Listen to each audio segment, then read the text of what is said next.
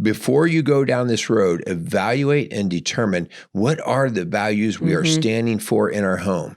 All right. And it's worth the conversation between you and your spouse to say, okay, what are the bottom lines that we're going to hold in under this roof? Yeah. These are the things that we're going to stand for. And please do not be reactive, mom and dad. I want you to be proactive. The minute they get out of high school, the minute they turn 18, you have to have this conversation before they come to you with the boyfriend who wants to spend the night, or before they tell you that they want to go get birth control. Like, those are the things, the conversations that you want to have before you find that situation in front of you. And so, you and your spouse have got to decide, what do we stand for? What are our rules going to be? And then communicate them in a calm, respectful, firm way. This is what we do in our home. Now,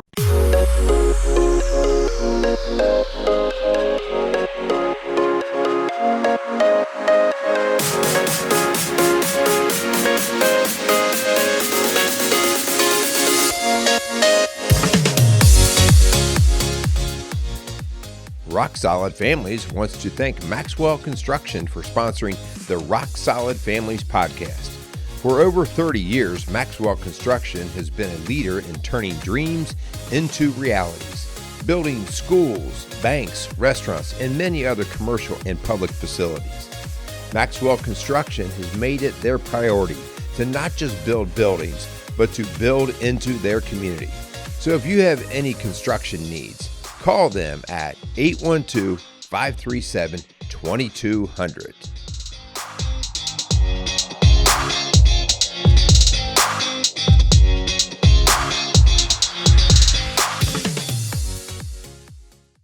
Welcome to Rock Solid Families. This is Merrill Hutchinson, being joined by my lovely wife, Linda. Linda, your hair looks nice. I just got a haircut. Wow. All right. Okay. There you go. You got all spiced up. If people are listening and not watching, now they're going to I'm missing it. Yeah. Well, see, they'll go and they'll watch. Yeah. Well. And you might have said that you are happy that people are watching and we don't have smell-o-vision.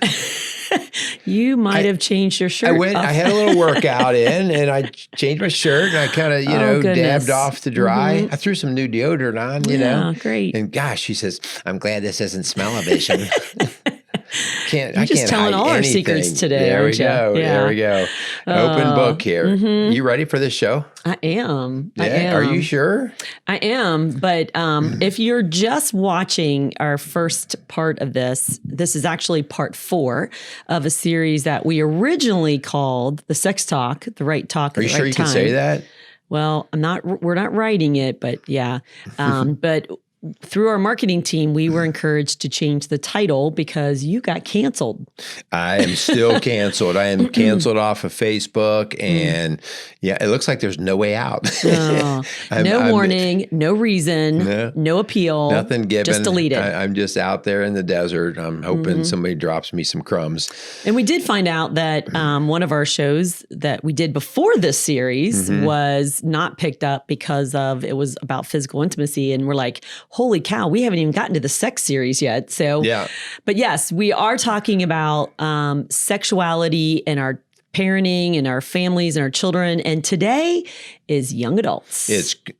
So our title is Christian Birds and the Bees, part 4, the young adult years. So up to this point, we've walked through 3 other parts prior. We talked about really those just newborns up into preschool or before school. Okay. And again, we're not talking about talking sex talk. You have to listen to part 1. Yeah. And then in part 2, we're talking about those those elementary years. Okay. And just the type of language and the type of talk that we can start to have there. And then part 3 is really where you might consider more of the type of sex talks where you're talking the teenage years, where you're actually talking a lot more of anatomy and physiology and just structure and function and all those things. And so, but today it's young adults, and this is, of the parts, this one is, to me, is very different and weird because of whatever you've done all the years before. So one house might hear what we have to say and go, that would never work. And another house might go, Oh yeah, well, yeah. I mean, that makes sense. That's what we do.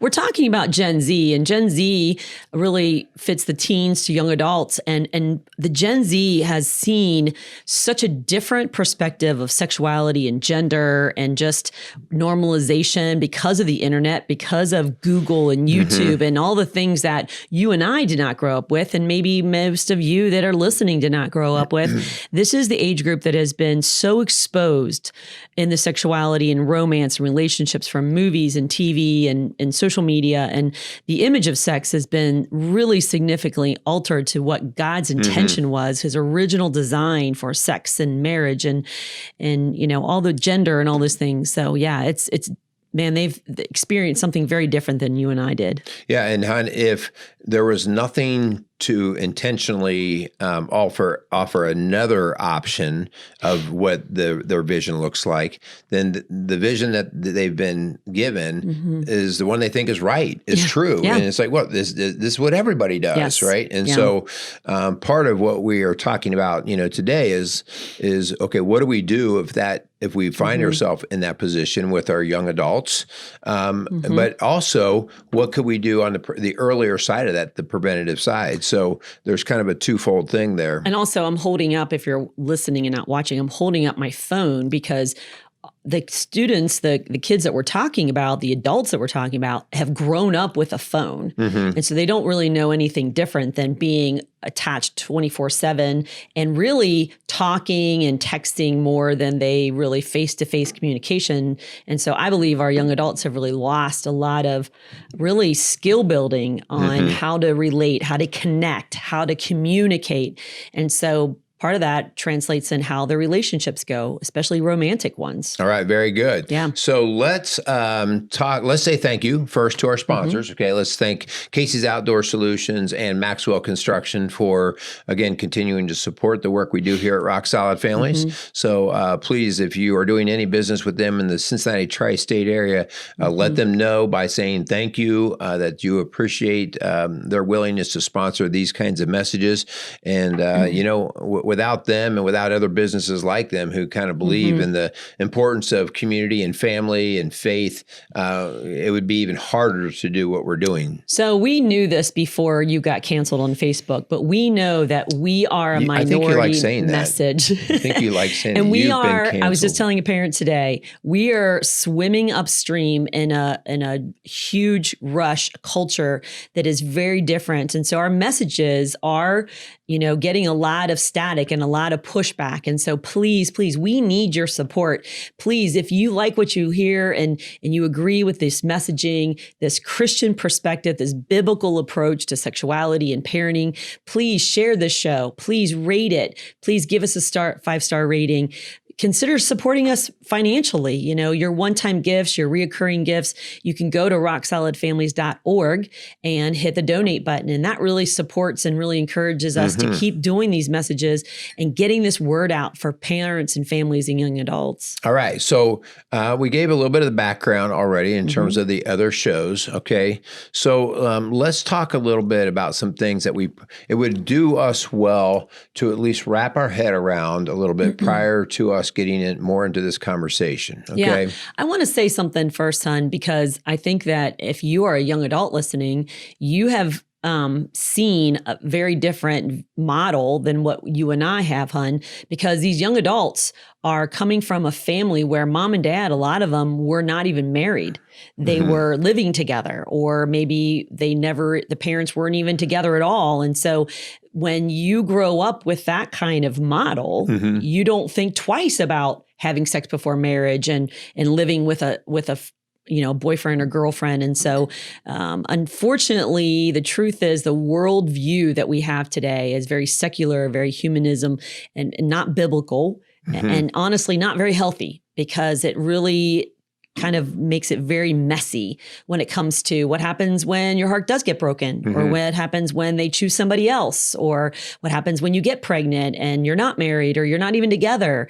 And so this real free sex kind of attitude has really taken its toll. Yeah. So the point would be, prior to you listening to the rest of this show, it is a worthy exercise to try to back up a bit and say, how much has my view of sex been tempered by the worldview? Okay. And so you mentioned a lot of those things. And so really all of us, I don't care whether you call yourself Christian or not, all of us have had a tempering by the worldview. We watch TV shows that have sex scenes in them. We hear certain languages. And we'd be lying to you if sometimes we didn't see things and have an interest in them, or we hear a comment and we don't laugh about it, but we know that it's not of God's word. Okay. So it is important that you don't act holier than thou and recognize, okay, I've been tempered by this, or maybe the right word might be desensitized by it. Yeah. Okay. And that helps you just understand how you've gotten into the messaging that you might be delivering to your kids. Yeah. Okay. And what your young adults are fighting against. You and I, hon, have been in the school and church world for 35 years each.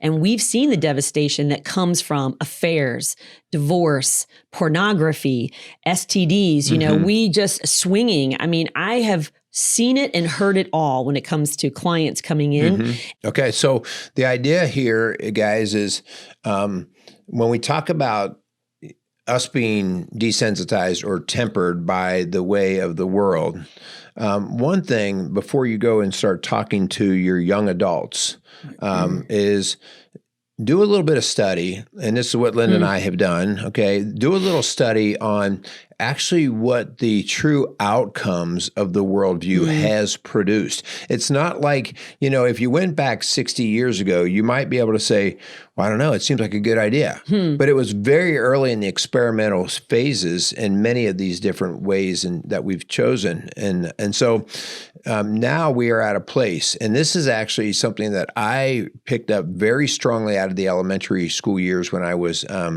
counseling at the elementary. I would have definitely been much more just sort of neutral on a lot of these stances. But it wasn't until I was counseling at the elementary school where I had these eureka aha moments of, oh my gosh, this is what happens when parents divorce, to the kids that were a wreck that were coming in our building that I was responsible for.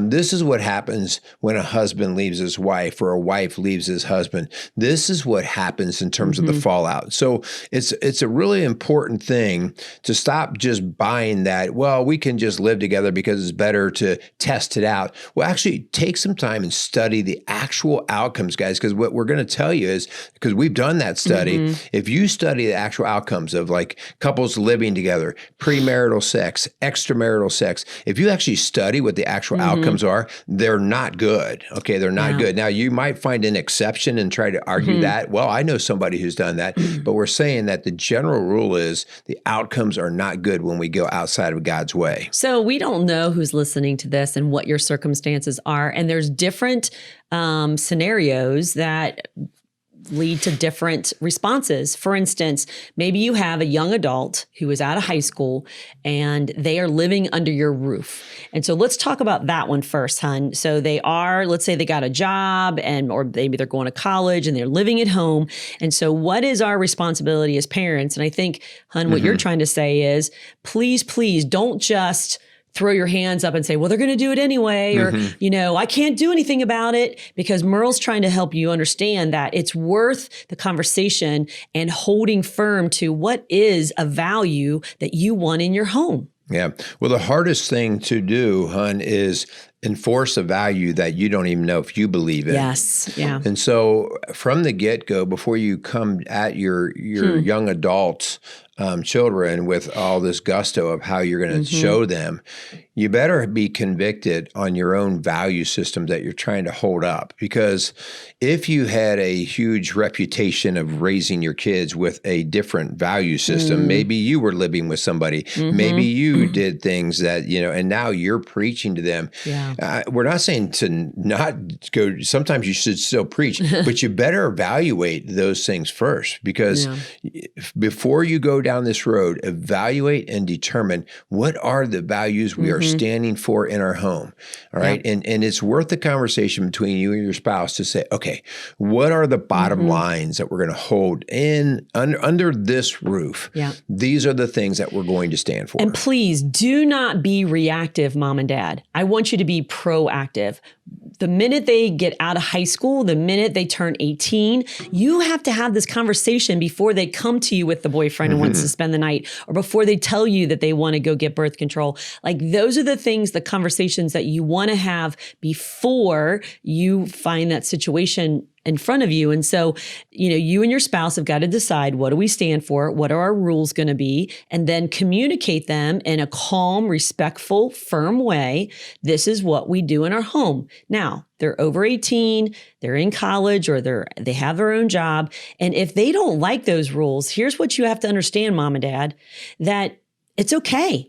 It's okay that they don't like your rules, but the rule is that in our home, this is what we do. And if you don't like it, then you're welcome to go find an apartment or, rent somewhere else but this is what we do. And please don't apologize for it. You don't have to preach at them or beat them over the head, but make sure that you stand firm on what you believe. Yeah, that's the conviction, right? And that's just the good, strong leadership. You're not judging them to heaven or hell.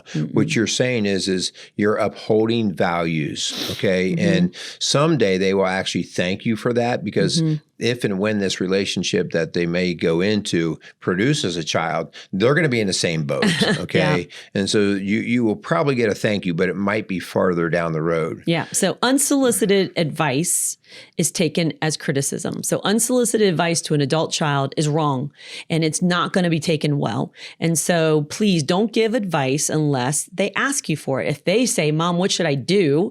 So-and-so's pressuring me to sleep with him or move in with him, then they're asking for your opinion. But otherwise, we've got to kind of step back, and hopefully we have built on those other parts of the series that we did. And if you haven't, go back and listen to them, because that's what's going to be the foundation of the conversation you have next. Yeah.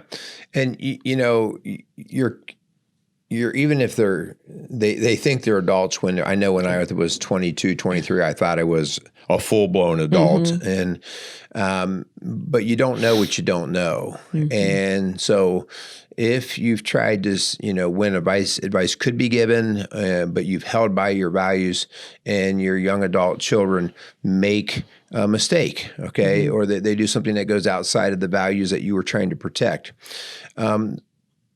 With freedom comes responsibility. Okay. So, they had a freedom of choice, but here's where we get sticky and how we handle it.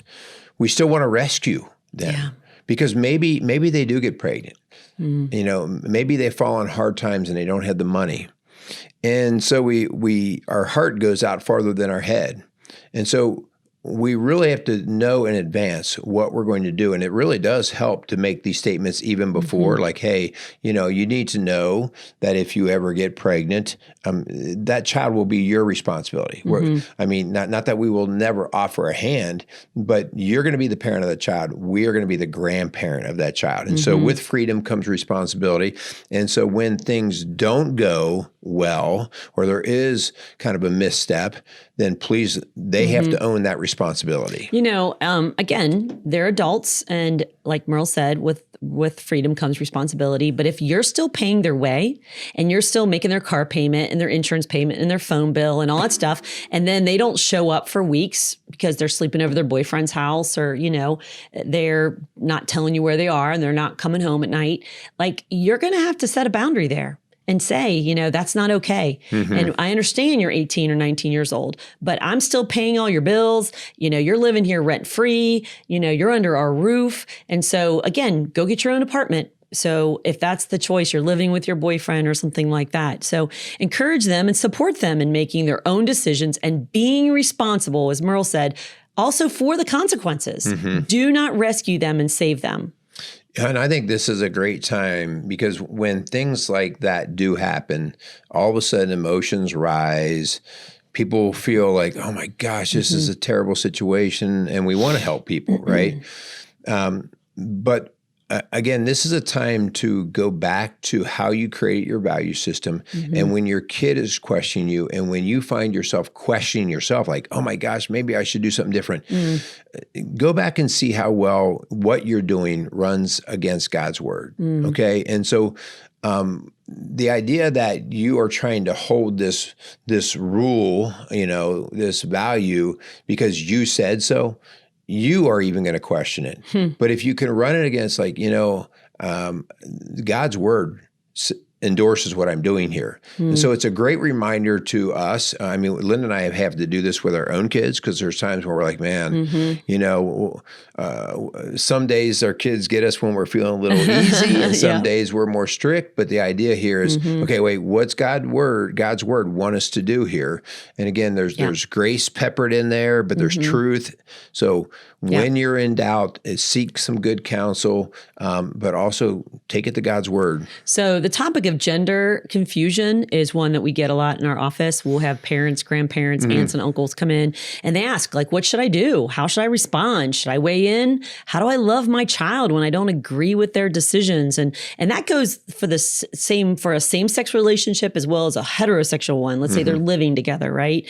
And so what you want to do, especially if they're, for instance, maybe they started at age 16 and they wanted to transition into a male into a female or female into male, and they wanted hormone replacement and all that kind of stuff.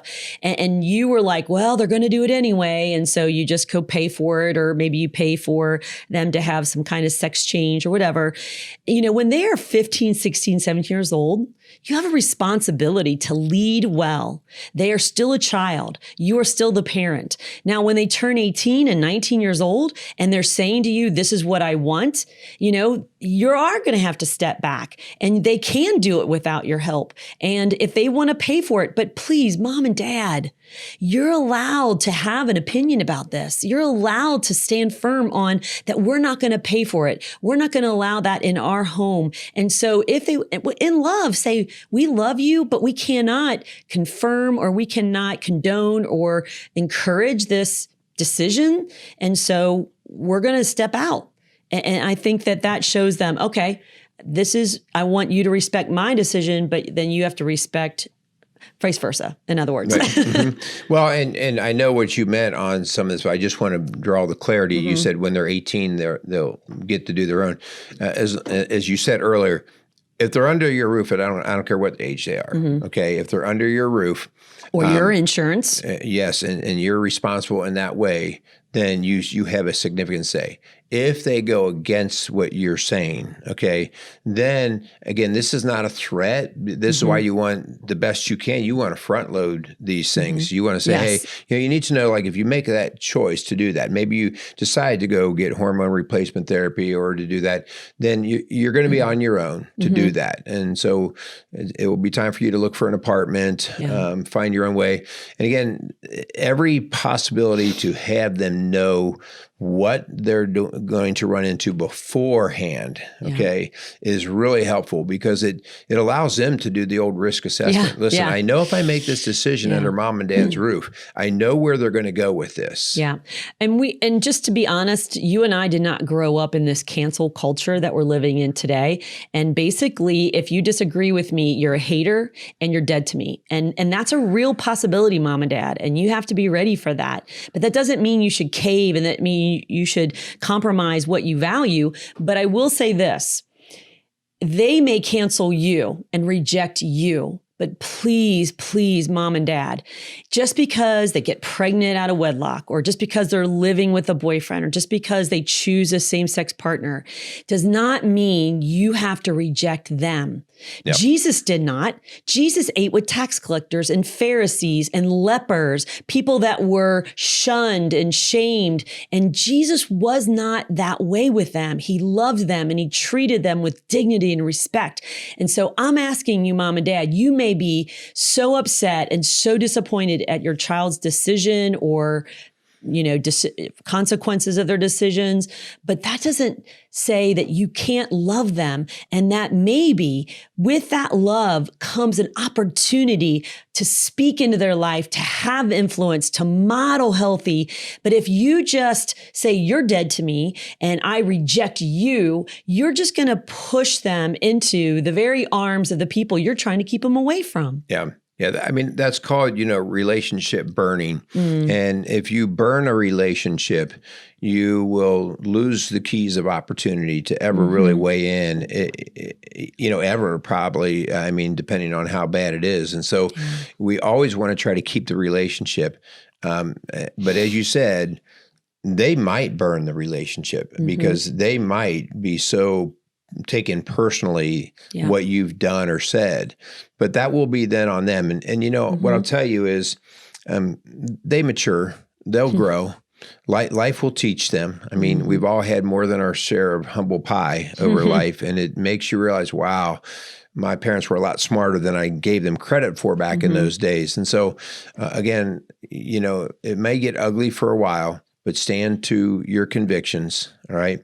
But as you said, hon, don't burn the relationship.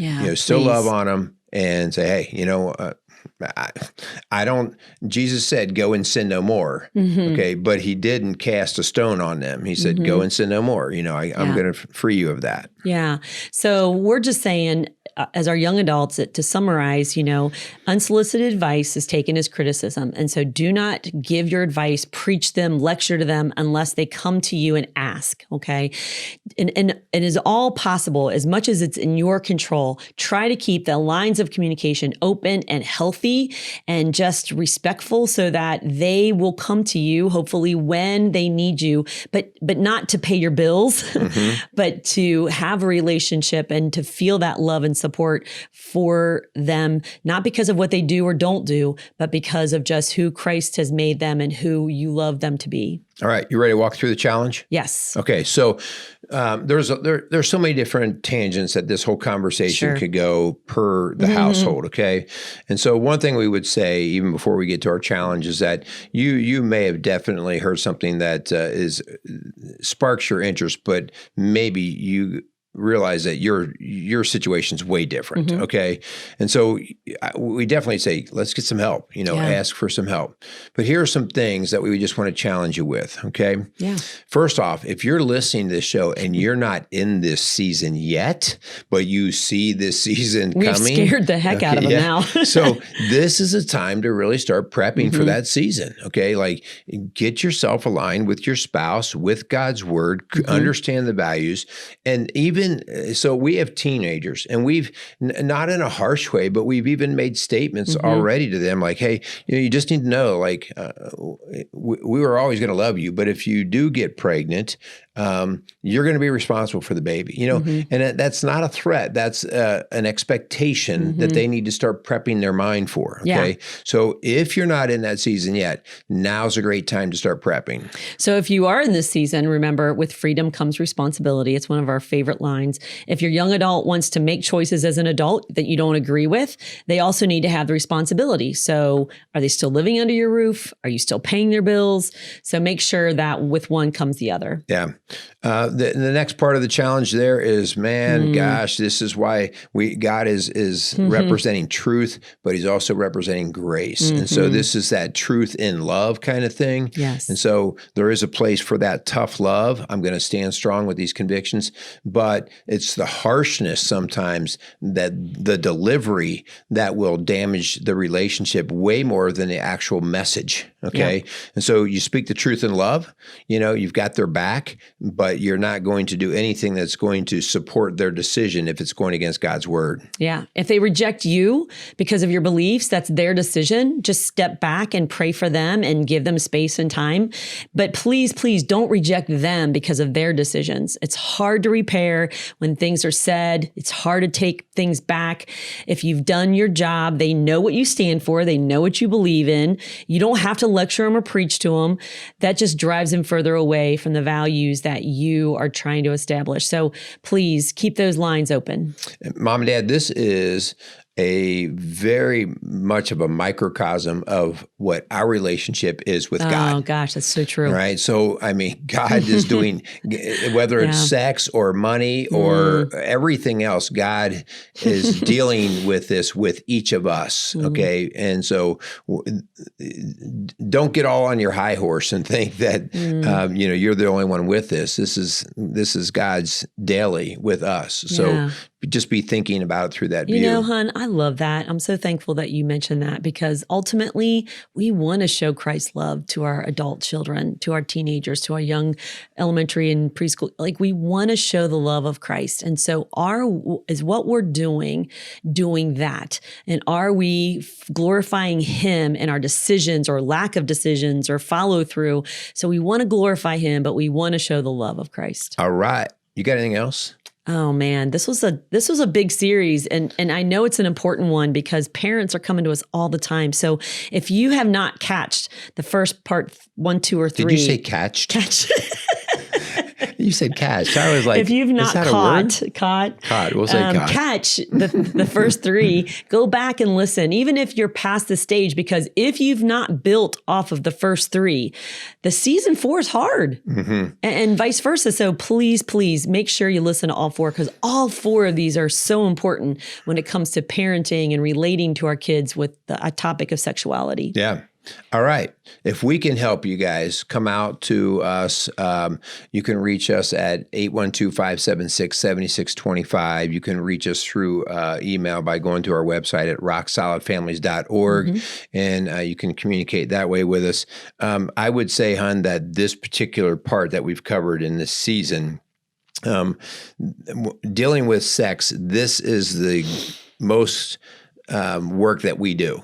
When you have those late teens to early adults, and the parents are just in conflict with what they see their kids are doing, and so I would say this, and then of course in the teenage years quickly following behind. But the reason why this is such a big topic that comes into our office is because it comes with a heavy duty expense if it's not done right. Okay, and so.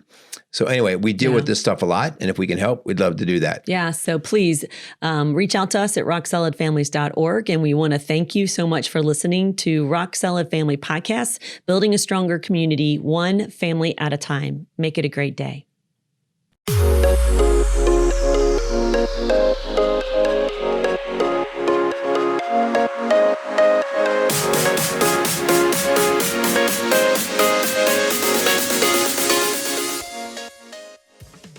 Rock Solid Families wants to thank Casey's Outdoor Solutions for sponsoring the Rock Solid Families podcast. Casey's has grown to be one of the largest and most unique garden centers and gift shops in the Cincinnati tri-state area. Whether you are looking to take on that next landscape project or simply add a little home decor to your house, Casey's has you covered. Located at 21481 State Line Road, Lawrenceburg, Indiana. Call them today at 812-537-3800. Let Casey's help you add beauty to your home.